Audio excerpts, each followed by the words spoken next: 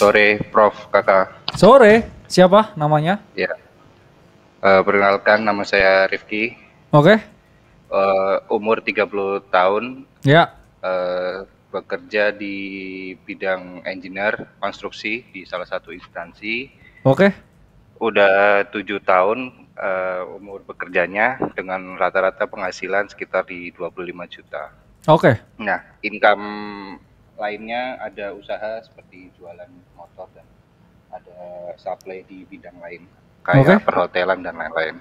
Rata-rata dari penghasilan lainnya tadi itu sekitar 10 sampai 15 juta. Jadi total kira-kira sekitar 40 jutaan. Ya, sebulan 40 jutaan. Ya. Hartanya? Untuk total harta sekarang ada di 3,4 miliar. 3,4 ya miliar. Nice. Dengan apa namanya masih mempunyai cicilan KTA sekitar 300. Mempunyai apa? Cicilan KTA. Sekitar 378 juta atau tenornya sekitar 5,5 tahun lagi. Nah, pertanyaannya sih Prof, untuk sarannya itu apakah belum melunasin cicilan KTA itu adalah tindakan yang tepat untuk mengingat ada rencana lahiran anak dalam waktu dekat dan akan memulai bangun rumah di tahun Kamu nggak punya investasi apapun ini? Total harta 3,4 M itu apa? Ada. Apa itu? Untuk cash ada 140 juta. Deposito ada 34 juta. Saham Indo ada 551 juta. Luar ada 430 juta. Untuk kripto sendiri ada di 1,3, lebih besar di BTC di 1,3-nya sendiri. Sisanya untuk altcoin saja. Berapa altcoinnya? ETH sekitar 20. BNB 19. Solana cuma 10 juta.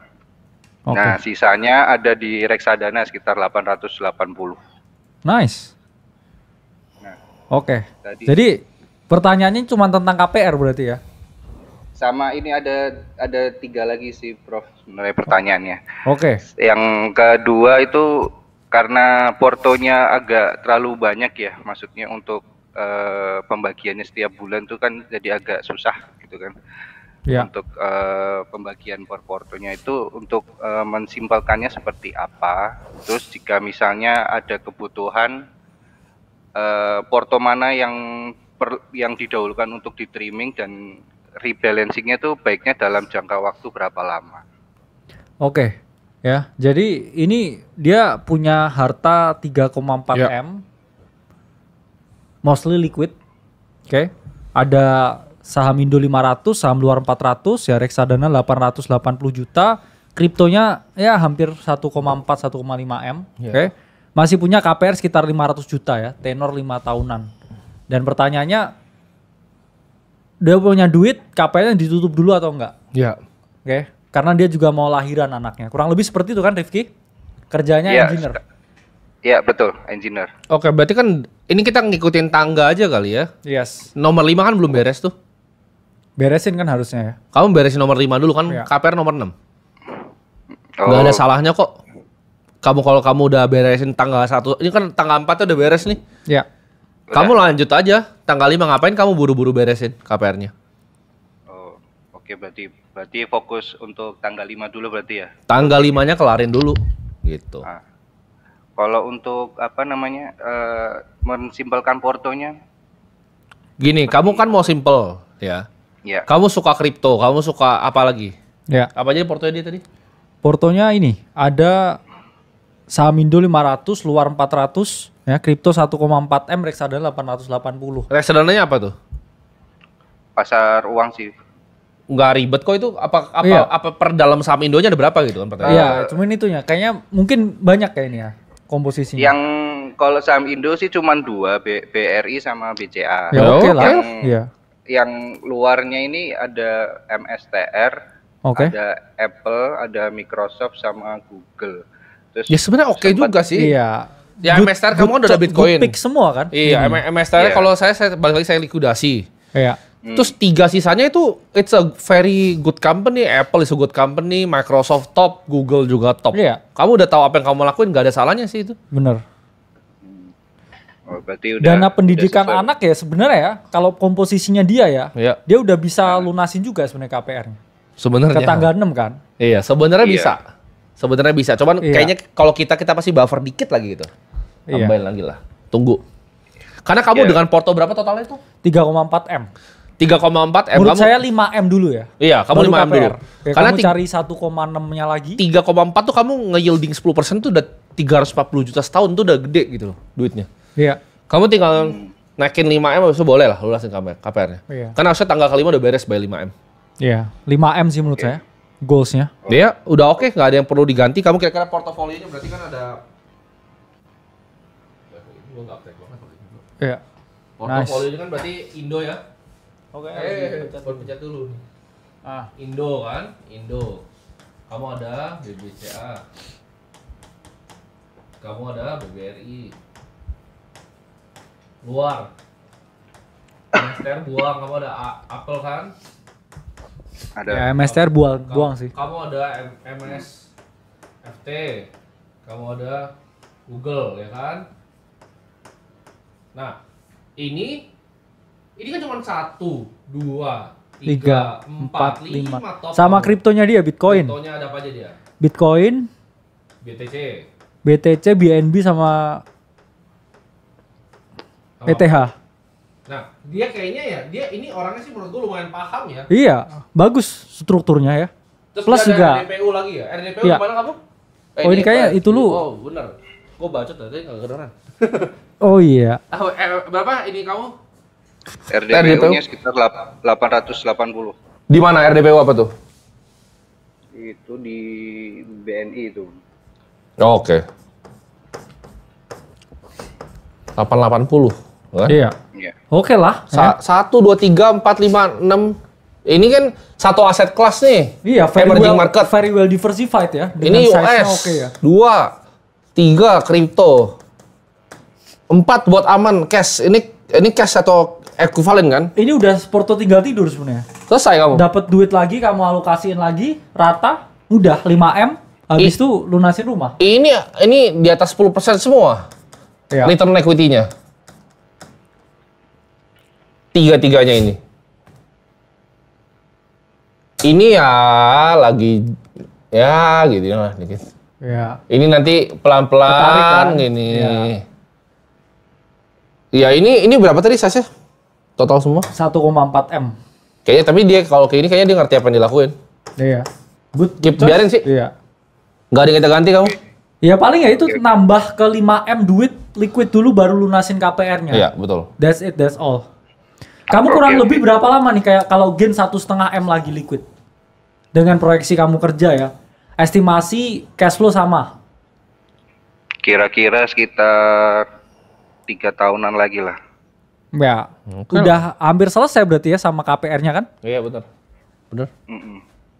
Ya kurang lebih sekarang 3 tahun lagi sih. Tapi kalau misalnya tahun depan misalnya ada kebutuhan mendadak gitu, bisa disarankan nggak misalnya contoh porto mana yang harus di-trim terlebih dahulu? Ya kripto pasti. Kalau mau di-trim ya. Oh kalau mau di-trim berarti ini loh pertama. Iya kripto. Tapi kalau ada darurat kan kamu udah siapin. Iya. Kriptonya mungkin bisa di-trim ya bro. Ya mungkin bisa setengah terus ke RDPU. Iya nggak masalah. Ini setengah kamu balikin ke reksadana nih boleh nih. Ini nggak ada masalah nih. Iya. Tapi ini nggak akan gue sentuh sih. Iya. Ini nggak bakal gue sentuh BCA BRI juga good choice kan? Ini ya oke lah. Ini kan? oke lah. Ini oke. Ini good. Iya. Ini wonderful. Ini boleh di-trim tapi so far komposisinya juga oke. Kayaknya dia paham. Apa ini ya kata-kata Jim Simmons loh. Dia bilang itu? Orang finance itu kadang lebih susah diajarin finance dibanding engineer diajarin finance. Nih engineer kan? Karena kan tadi yang orang finance-nya mau ini. Ngawur dia, mau all in dia. Iya, mau all in timing the market di Q4, all in MSTR sama 6 miliar. Ini engineer dia benar-benar dia struktur nih, rapi ini nih. Karena engineer, Bro. Iya. Engineer itu berarti itu belajar di gua nih. Suka kalau kita hiring analis harus engineer berarti. Cara pikirnya ya, framework otaknya itu terstruktur gitu logikanya. Tadi orang finance mau all in dia mau all in. Mau lompat dia. Karena ya ini ya teman-teman harus paham juga ya, ini juga bagus karena ya kita ngomong ya, Ray Dalio, Bridgewater kan juga punya prinsip yang namanya risk parity. Ya, betul. Jadi tingkat risiko untuk setiap aset itu juga beda-beda juga nge-weightingnya. Dan menurut saya juga bagus juga ya, dia tahu crypto bull market 1,5 M di sini. Hajar, ya. Terus komposisinya juga ya wonderful strategi sih ini ya buat Rifki ini. Kayak cuman ini satu yang kita nggak ganti kayaknya. Iya bener, ini W Rifki. Ya. W nih engineer nih. Engineer dia. W engineer. Oke, keren. Keren Rifki. Oke. Ya, terima kasih. Ada pertanyaan lagi? Cukup sih tadi sih, soalnya sudah nggak mulai masukin BTC lagi karena kan posisinya sekarang udah lagi kemahalan ya, dan ya, mulai setuju. Dari very well. Keren. Oke lah. Sama mau tanya tadi Prof, satu lagi terakhir. Ya. Bro tim sekalian, untuk rebalancing tuh biasanya nanti dilakukannya berapa lama ya maksudnya? Oh, itu tergantung aset kamu naik atau enggak. Jadi misalnya entry-mu berapa di Bitcoin berapa? Kamu misalnya average entry-nya. Gini teorinya simpel ya. Kamu punya target portfolio ya misalnya. Ini 33 misalnya 33. Kalau ini naik jadi 50%, kan dia ngegedut kan? Ya. Ini kamu potong nih. Ini kamu pindahin antara sini yang lebih kecil atau yang sini. Udah gitu dong, rebalancing cuma gitu. Iya. Tergantung target aset alokasi kamu berapa. Tergantung juga kalau yang asetnya lain drawdown, kamu bisa pilih buat average down di sana. Misalkan BRI-nya turun tuh tadi. Betul. Kamu bisa kalau punya conviction di situ, kamu lakukan yang namanya average down. Nah, aset alokasi jawabannya nggak ada. Itu kayak antara art, seni dan juga science. Jadi nggak bisa kamu tanya exactnya bagaimana. Cuman ya kita ngomong setiap hedge fund mereka punya strategi sendiri. Iya, misalnya kalau Dalio ya lihat risikonya kripto sama saham Indo itu nggak sama. Betul. Kripto itu menurut dia lebih beresiko daripada saham Indo. Betul. Harusnya ya kalau kamu rebalancing begitu, ya harusnya ya kriptonya yang dikurangin karena di sini kita lihat ya komposisi yang size-nya paling gede itu malah di aset yang risikonya paling tinggi. Betul. Which is gak apa-apa karena kita lagi bull-run kripto kan. Ya. Cuman kedepannya kalau nggak ada bull-run lagi ya kamu harus berpikir bahwa kayak terlalu heavy size-nya. Itulah pentingnya rebalancing kan. Lulus standar tes ini. Bener. A ya ini nilainya A ini Rifki ini. Engineer yang top. Bisa ini bro, nge-engineer market dia. Iya, keren. Terima kasih. Oke. Bro tim dan bro kakak. Ya. Oke.